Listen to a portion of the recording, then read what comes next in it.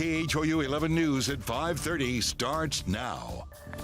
Happening now, heavy showers leading to some street flooding in Montgomery County. This dash cam footage shows first responders preparing to pull a mail truck from a flooded ditch along FM 3083 in Grangerland. We're told multiple intersections in that area were underwater.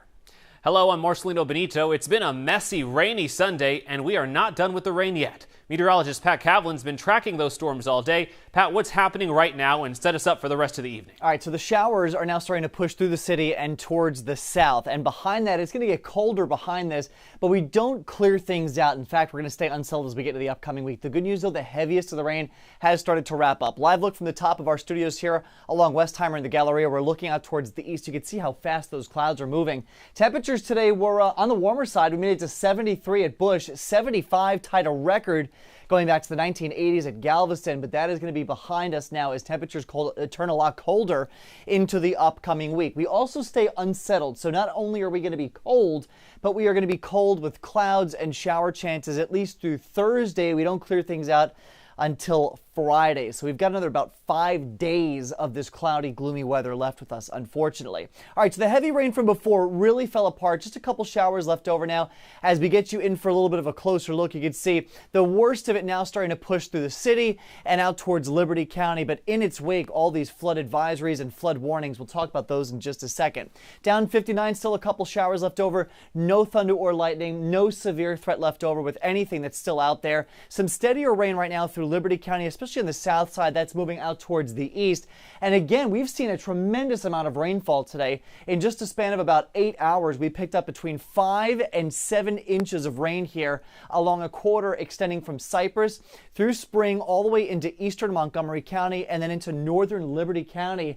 And as you just saw, we had flooded roadways. We got reports from our viewers that their homes were starting to get water in them. So it was just persistent heavy rainfall that sat over these areas for an extended period of time. And now all of that rain has to go somewhere. So there are river flood warnings in effect for both forks of the San Jacinto River. That also includes Spring Creek, which feeds into the West Branch. That'll be in effect all the way through Thursday for the potential to see some minor flooding in these areas. So from Roman Forest all the way down through Dogwood Acres and then back through Humble. This is where we could see some minor flooding right around both branches of the San Jacinto River. But there's a look at what's going on. The bigger picture shows us that it's part of a cold front that's going to swing through the area, and that's going to bring a drastic drop in the numbers here as we get to the upcoming week. 73 still at Hobby, 65 now behind that front at Bush, 52 College Station, and take a look at the state map here. 23 in Amarillo compared to 82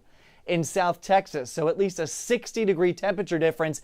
And when you compare the numbers to this time yesterday, we're about 30 to 40 degrees colder across North Texas. Now, we're not going to get that cold here at home, but we are going to see a drop back into the 50s as we get into the upcoming week. So isolated showers tonight. As we get into tomorrow, that front stalls to our south, so we're going to stay focused here with a chance for a couple showers. We're also going to stay on the cold side of things, so clouds stick around, showers stick around, and temperatures stay on the cooler side all the way through Tuesday, Wednesday, and Thursday. So by 8 o'clock, that line pushes south and offshore. Tomorrow morning, a lot of clouds, maybe a couple showers.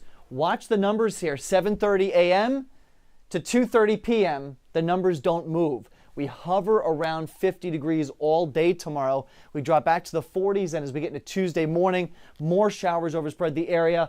We may not even make it to 50 degrees as we get into Tuesday, and we will rinse and repeat that pattern as we go through the middle part of the week. So again, the reason for it, that front stalls offshore, so it keeps any shower chances focused nearby.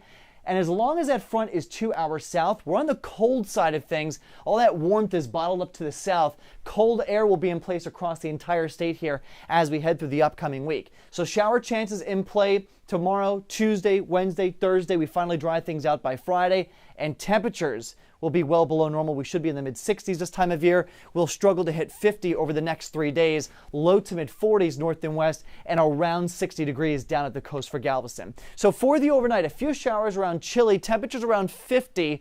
We'll do 52 early tomorrow morning, and then we drop back to the upper 40s by the afternoon. The good news, it won't be too windy, but it will be cloudy and showery. Marcelino, that sticks around here. This is just going to be a miserable pattern over the next few days. I hate to be the bearer of bad news. Overnight lows in the 40s, daytime highs in the 50s. We finally get some relief, and the good news here, it's just in time for the weekend. Temperatures in the 60s with sunshine Friday, Saturday, Sunday. Until then, bundle up. It's going to be a long week, Pat. Thank you. As we reported earlier, all that heavy rain caused street flooding in parts of Montgomery County and northwest Harris County. Zach Towatari is live at Lakewood Crossing Park on Cypresswood Drive to show us what's going on. Zach? Yeah, Marcelino, just to give you some perspective, Cypresswood Drive right there, Jones Road, is behind us, and you can see some minor flooding here next to the skate area of the park. And like you said, we want to show you what happened earlier today. Let's start with that video you were talking about earlier in Montgomery County, where you can see this dash cam video shows a post office vehicle went head first into some of that high water. It appears in a ditch near the side of the road.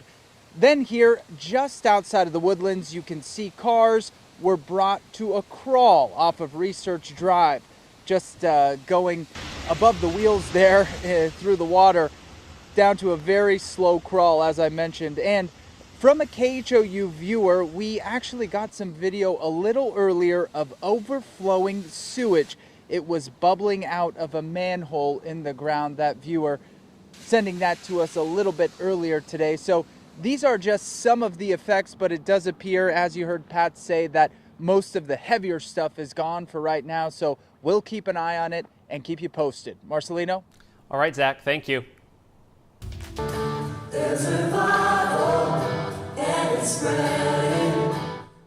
Choir students from Deer Park High School lending their voices to the tornado recovery effort. The students hosted their annual Hello Texas Gospel Show today. People in attendance were asked to make a minimum donation of $5. All the money raised will go to Deer Park students impacted by the devastating tornadoes last week. Houston police say an altercation over a woman led to a deadly shooting on the north side. One man was killed. Another man, the alleged shooter, is on the run. The victim was found last night in a parking lot near the intersection of Collingsworth and Elysian. Police say two men argued over a woman earlier in the day. They got into a second altercation last night, which ended with one of them dead. Police are still searching for the shooter. Police also searching for suspects after a man was found dead inside an apartment on West Belfort. Police say the victim was shot several times. They also say they found guns and drugs inside that apartment. No arrests have been made. Galveston Police Chief Doug Bawley has been placed on a 10-day administrative leave while the city looks into a SWAT raid that happened at a home on Avenue O. Specifically, the city says it's investigating, quote, a failure of communication surrounding the raid. According to the Galveston County Daily News, it happened last Sunday at about 2 a.m. Police were looking for a 17-year-old murder suspect who was not at the home at the time of the raid. Also, charges against that teen were later dropped. Meanwhile, a woman who lives at the home says her house was damaged in the raid and her family was traumatized. A service dog owner is calling attention to area hotels he says aren't following the law. The owner says he's been asked to show unrequired documentation and has even been refused service as a result. Brittany Ford has more on his efforts to spread awareness. But you gotta prove. I don't have to prove anything. This is one of the latest encounters 23-year-old Isaiah Williams has had trying to check into a hotel with his 4-year-old service dog, Ash. KHOU 11 is not naming the business to give management an opportunity to respond. But it's an issue Williams says he's run into at hotels across the city. It's creating problems for real handlers. Williams has Ehlers-Danlos syndrome, a disorder that affects connective joints. He says his disorder has led to several other underlying medical conditions, which is why he has Ash. She has medical alert and response, psychiatric alert and response, and she did do some mobility. And life hasn't been the easiest for Williams. He says he's been transient since the age of 17. Currently a certified EMT working multiple jobs to make ends meet. At one point, I had to resort to staying at my job. I've stayed in hotel rooms. I've been on the street. Added stress that has built up from situations like these. You do not have a service animal. I do have a service animal. The American Disabilities Association states an establishment cannot ask for a service animal qualification that requires any type of medical training or special documentation. Good girl. Williams says he's not looking to take any legal action. He says his goal is to help spread awareness. All I wanted to do is educate the staff and, make it better for the next person. Good girl. Brittany Ford, KHOU 11 News.